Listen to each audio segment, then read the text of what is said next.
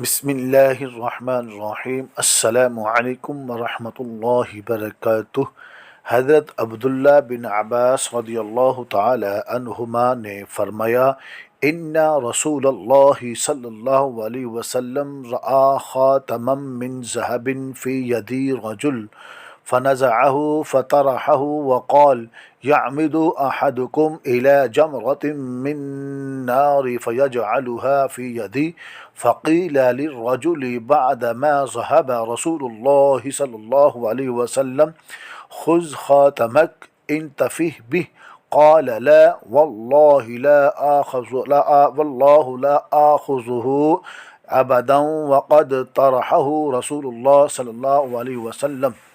رسول اللہ صلی اللہ علیہ وسلم نے ایک شخص کی انگلی میں سونے کی انگوٹھی دیکھی تو آپ صلی اللہ علیہ وسلم نے اسے اتار کر پھینک دیا اور فرمایا، تم میں سے کوئی آگ کے انگارے کا قصد کر کے اپنی انگلی میں لیتا ہے؟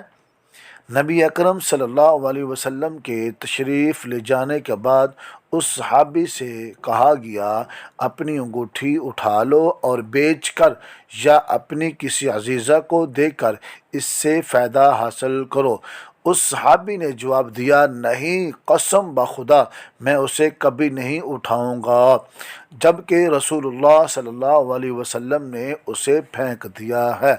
حضور سید عالم صلی اللہ علیہ وسلم نے صحابی کی انگلی سے سونے کی انگوٹھی خود اتار کر پھینکی اور اپنے عمل مبارک سے ہماری تربیت فرمائی کہ جسے قدرت ہو اسے چاہیے کہ اپنے اثر و رسوخ سے برائی کو مٹائے۔ صحابی نے اس انگوٹھی کو اٹھانے سے انکار کر کے نبی اکرم صلی اللہ علیہ وسلم کی اطاعت و فرما برداری میں اپنی کامل محبت کا اظہار کیا کہ جس شے کو آپ صلی اللہ علیہ وسلم نے ناپسند کرتے ہوئے پھینکا، اب اس میں میرے لیے کوئی بھلائی نہیں، اور اسے وہیں چھوڑا تاکہ فقراء میں سے جو چاہے اسے اٹھا کر فائدہ حاصل کرے، اور اس طرح یہ سابق کوتاہی کا کفارہ بن جائے۔